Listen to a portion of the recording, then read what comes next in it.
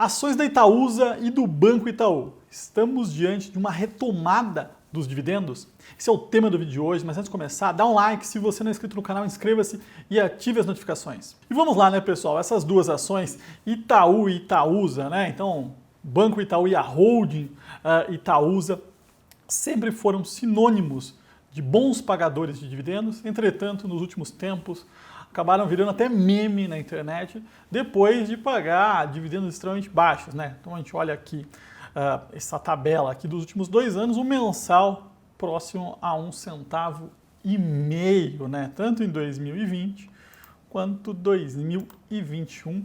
Lógico que o pagamento de dividendos tem uma defasagem, né, em relação ao lucro de fato, né, do ano que foi gerado. Entretanto, aconteceu alguma coisa aqui que mudou essa perspectiva. E a gente está diante agora de uma melhora desse ambiente. Bom, primeiro ponto, né? Por que o Itaú e a Itaúsa, né, não distribuíram, não pagaram dividendos nos últimos anos, tá? Então, para entender, o Conselho Monetário Nacional, ele estipulou uma regra logo no início de 2020, ali no meio da pandemia, que os bancos não poderiam distribuir mais do que a regulamentação para a SA, né? Então 25% do lucro. Ou seja, o regulador veio e falou: vocês não vão distribuir. Logo no final do ano, eles elevaram para 30% essa taxa, né? Então, de distribuição dos lucros. Entretanto, isso se mantém ainda em 30%. Qual o ponto, né? Então, a crise com a pandemia teve como pior característica, né, descasamento entre receitas e despesas, tá? Quando você coloca os bancos nesse momento, os bancos nossos são líquidos, são extremamente sólidos, então os bancos nossos são bem geridos, né? E a regulamentação brasileira é sólida em relação a outros países. E o sistema financeiro nacional, nesse momento, se colocou como uma peça importante para resolver a crise. Então, o que o Conselho Monetário Nacional fez, né? Qual que era o objetivo dele? É que os bancos não distribuíssem lucro, o lucro ficasse retido dentro das instituições e os bancos começassem a aumentar a carteira de crédito, né? Ou seja, dar mais crédito, que foi uma das peças importantes para a gente conseguir atravessar, né, 2020, que foi um ano extremamente turbulento. Então, essa foi o objetivo dessa medida, foi extremamente importante. Com o passar do tempo, né, a gente vê que as coisas estão retomando, provavelmente a gente assista agora, né, uma redução, né, como já assistiu no final do ano passado, dessa taxa máxima de distribuição dos lucros, tá? Então essa é o porquê, né, o cerne, para a gente entender quando isso deve voltar. E aí a questão é entender o modelo de negócio dos bancos. Por que os bancos distribuem tanto, né? Então, quando você pega o Itaú, depois eu vou mostrar aqui, a gente está falando de 60%, 70%, 80% dos lucros. Porque os bancos não conseguem, os bancos tradicionais e grandes, não conseguem reinvestir o dinheiro todo, o lucro todo, numa mesma taxa de retorno. Pensa, né? Como seria bom o Itaú pegar todo o lucro dele, os 25, 26 bi que ele gera esse ano, e reinvestir a um retorno sobre capital acima de 20. Não, ele tem que distribuir, porque ele não consegue, né? No final das contas, ele não faria isso para reinvestir ali a Selic. Então esse é o ponto para entender o modelo de negócio. Muita gente fica falando: olha, a empresa tal não distribui. São estágios diferentes, né? Empresas que crescem muito não distribuem, porque crescem muito conseguem reinvestir uma taxa altíssima, né? Então, são lógicas diferentes, riscos diferentes, momentos diferentes de cada empresa. E aí quando a gente pega, por exemplo, Itaúsa, né, que também não pagou, só para ter uma ideia aqui, né, o que Itaúsa é? Aqui é a participação atual já com a XP, mas quando a gente pega um passado recente, mais de 90% das receitas, né, da holding vinham do Itaú. Então, ou seja, quando a gente falava de Itaúsa, estava falando de Itaú, hoje um pouco mais diversificado, tem XP, tem outros negócios, mas os dividendos basicamente dependiam da relação do lucro, né, da distribuição do Itaú.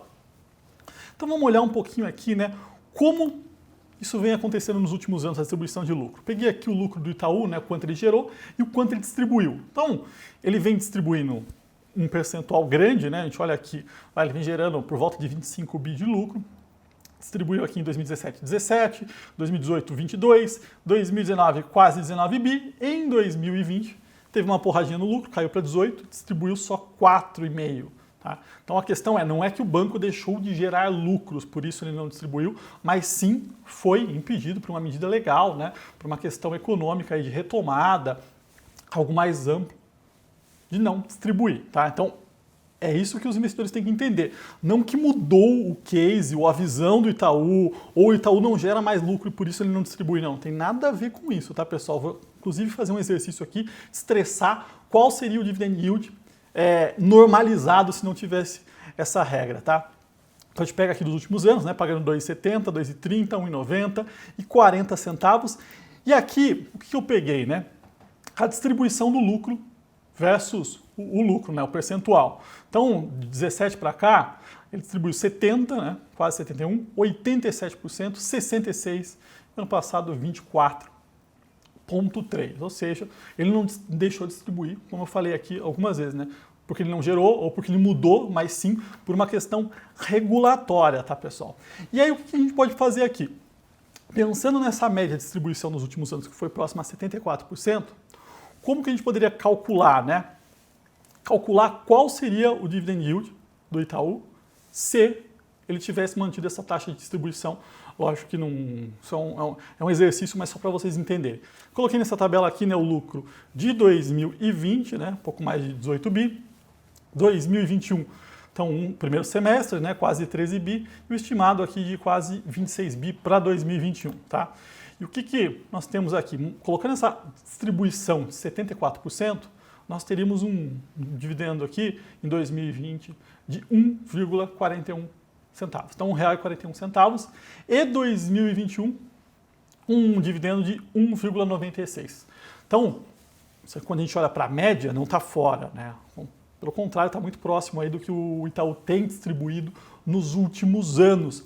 É uma forma aqui de tentar estressar um pouquinho mais para vocês, que não é, apesar de ter virado meme, né? Quais são as razões por que isso aconteceu e se não teve nenhuma mudança no modelo de negócio, na forma com qual a empresa lucra, né? Ou cresce, mas é sim regulatória. E se essa questão regulatória em breve deve se reduzir, a gente deve assistir uma normalização dos dividendos, tá? Então, a própria empresa falou recentemente que deve normalizar nos próximos anos. A distribuição, né, o split da XP foi uma forma de pagar, né, ou, entre aspas, gerou valor para o acionista, né, em forma de BDR, e quem quiser acaba vendendo, então é uma forma de deixar a ação X, mas a gente vê aqui de alguma forma aqui uma normalização daqui para frente. E aí eu coloquei nessa última tabela aqui, coloquei qual seria o yield, né, qual seria a taxa de retorno desses dois dividendos, né, os normalizados, né, lógico que isso não vai acontecer, mas é para a gente entender o negócio, de 20 e 21. Então a gente está falando de um yield de 4,84 e 2021 de 6,7%. Tá? Então nada daqueles coisas próximas a zero, mas sim um outro número. Lógico que o lucro foi de alguma forma reinvestido, a carteira de crédito do Itaú tem crescido um pouco mais forte. O Itaú também mudou um pouco da estratégia, né? Então com essa separação que ele fez com a XP, ele está indo para o mercado mais de investimentos, né? Tem criado ali, entre aspas, os escritórios de investimentos. Então ele está diversificando o negócio dele, splitou o valor, deve voltar a pagar dividendos. Lógico que não vamos esperar para esse ano, né? Mesmo porque a regulamentação ainda está travada nos 30%, mas ele tem sido um pouco mais arrojado, né? Dado que é um maior banco, né? Extremamente grande. É difícil você mudar, mas ele tem adotado uma estratégia arrojada nesse momento. Bom, é isso. Então, temos aí um caminho de retomada para o nível de dividendos normal do Itaú e da Itaúsa. Lógico que isso deve demorar algum tempo ainda, né? Pelo menos um ano, para se normalizar, mas a gente vê uma retomada aí da trajetória. Se você gostou desse vídeo, dá um like, se inscreva no canal e até o próximo.